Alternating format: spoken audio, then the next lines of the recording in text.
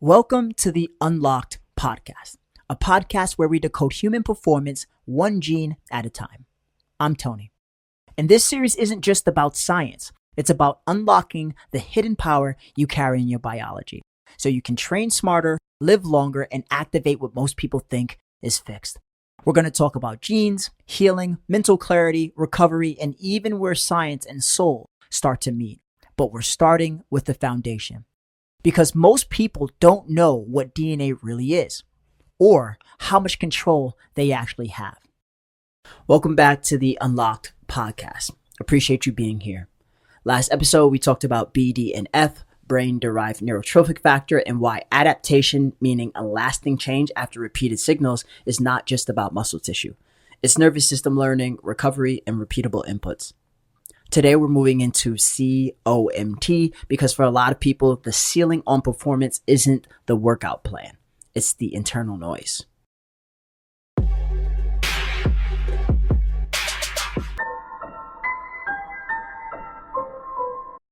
It's 7:58 a.m. and the Zoom room is already filling up.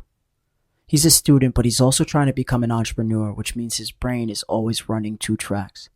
The class he has to pass and the business he's trying to turn into real money because he needs it. He opens his notes and feels that drop in his stomach because he knows he read this last night. He highlighted it. He told himself, this is important. Remember this.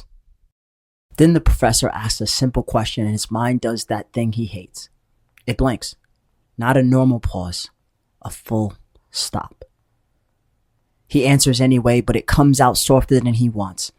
After class, he tells himself he'll catch up later. He always catches up later. By noon, he's in the library staring at an email he needs to send to a potential client. He rewrites the same two sentences over and over, like his brain can't decide what it wants to say. He can feel his attention skimming instead of gripping. So he does what he's been doing lately. He pulls the coffee closer and takes a bigger sip than he meant to. It's the second one already and the day just got started. At around 3, he's tired again. Not sleepy exactly, more like mentally dim. He knows he has to keep going because money doesn't wait for your nervous system to cooperate. So he gets another coffee and he tells himself, it's fine. It's just a phase. Everybody's doing it. Then later that night, the thought shows up, the one that he doesn't like saying out loud. Maybe I need a prescription. Maybe my brain is built wrong. Maybe this is just how it is. This is the moment I want to slow down with you because what he's describing often isn't a character problem, it's a signal problem. In biology, a signal is a chemical message that tells cells and brain circuits what state to be in. Focus is one of those states, stress is another. A big part of that signal system involves catecholamines, meaning go chemicals like dopamine and norepinephrine that support motivation, alertness, and stress response. And one of those enzymes, meaning a protein that helps drive a chemical reaction involving in clearing some of those signals, is COMT. COMT is catechol-O-methyltransferase, an enzyme involved in breaking down catecholamines, including dopamine, norepinephrine, and epinephrine, which is also called adrenaline.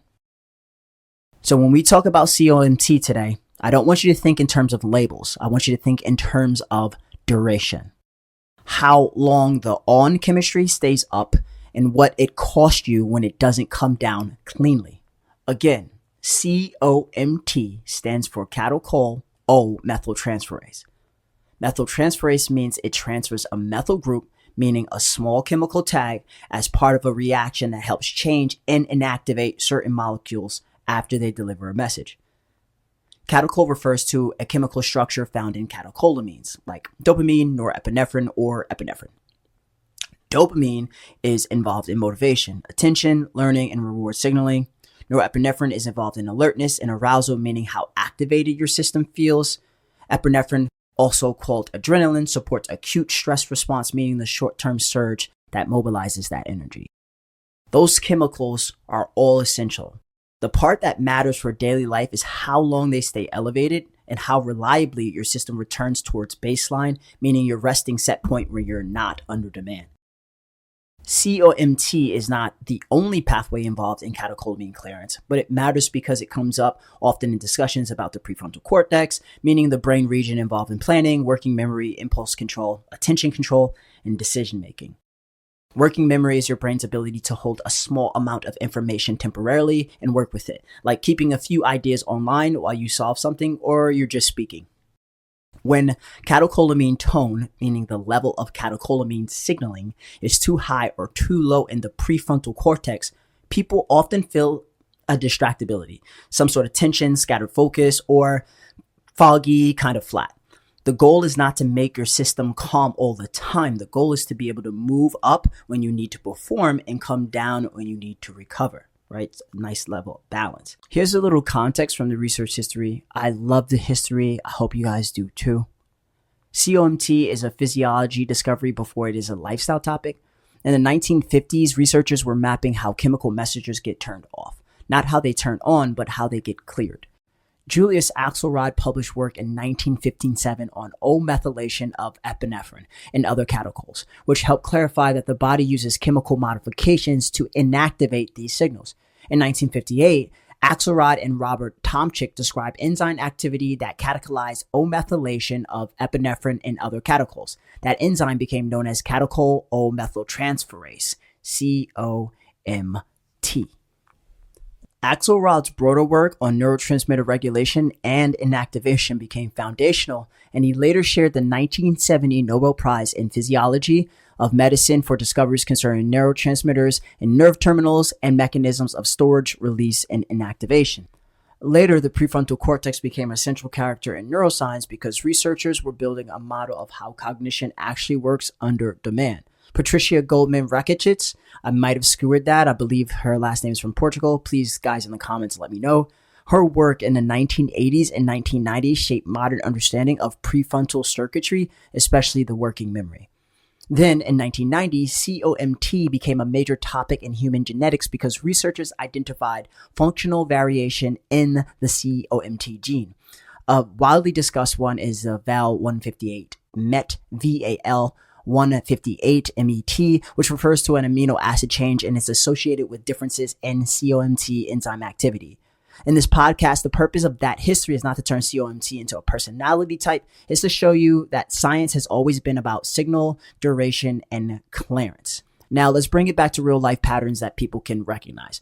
When someone says, I can't focus, there are usually a few repeating experiences underneath it. One is the wired but tired pattern. You can still perform and still push, but the system feels activated all day. Your sleep becomes lighter. Rest does not restore you the same way, and training feels like effort with less return. Another pattern is the fog pattern. Motivation feels very flat. You need more stimulation to feel online, and you can get a burst of focus. Then the rebound hits and you reach again. Right? You go back for that more stimulation just to feel online. Modern life amplifies both of those patterns, the fog pattern and the wired and tired pattern. Things like context switching, meaning rapid task switching between tabs, texts, apps, and notifications, can shred working memory and create a feeling of mental friction. Late night bright lights, especially screens, can shift the circadian rhythm, meaning the body's internal timing system, and it can make it harder to build sleep pressure. And sleep pressure is the biological drive to fall asleep as the day progresses. So I've experienced this firsthand with my 13-year-old son. I now have him get off the phone at 9:30. It's a work in progress for me. But as soon as I did that, which was a recommendation from his teacher, it made so much of a difference. High caffeine late in the day can keep catecholamine signaling elevated into the time window where you want your nervous system to downshift. So that's also something to pay attention to. When you zoom out, a lot of people are not failing. They're caught in a loop. A loop is a feedback loop, meaning the output of the system changes the next input.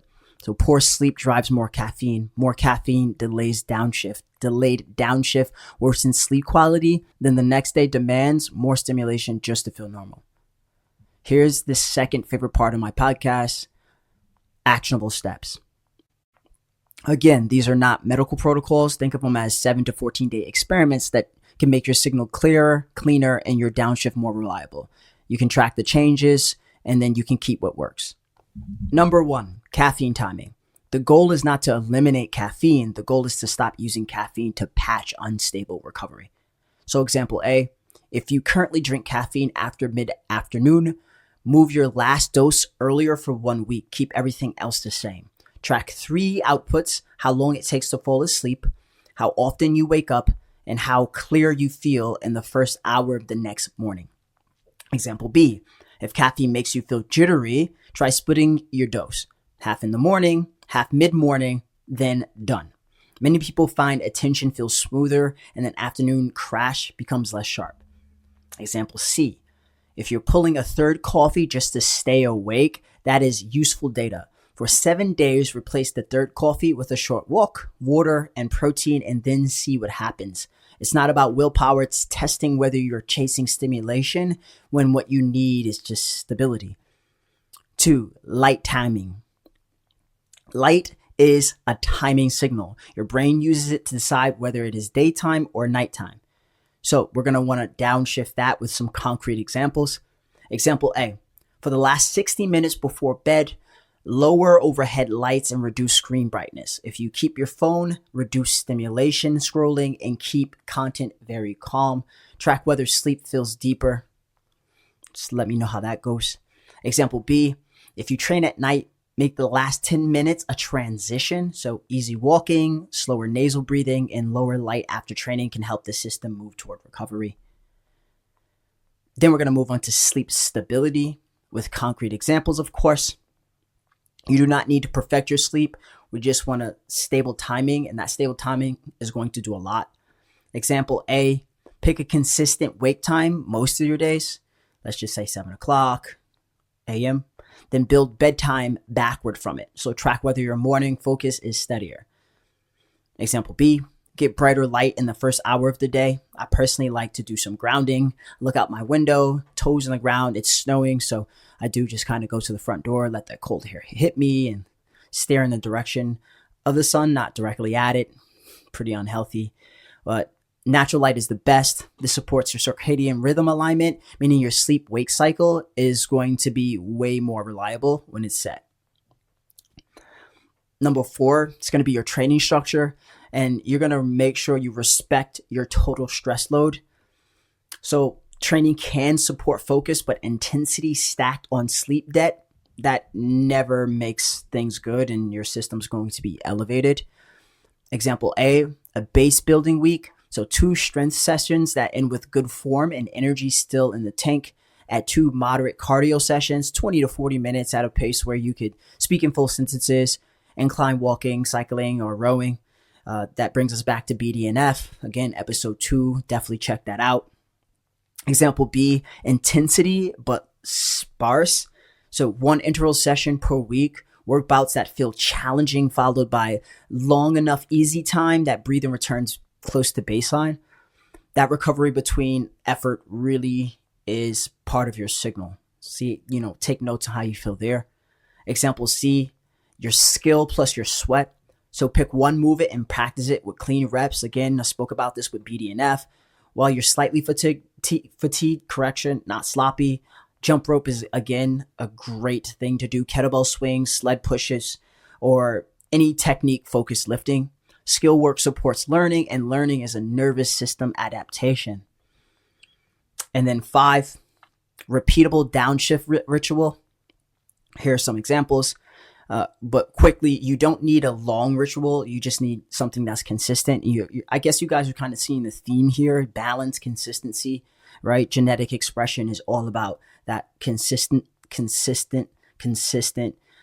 part of showing up. So example, 2 to 5 minutes of slow nasal breathing with a longer exhale than inhale.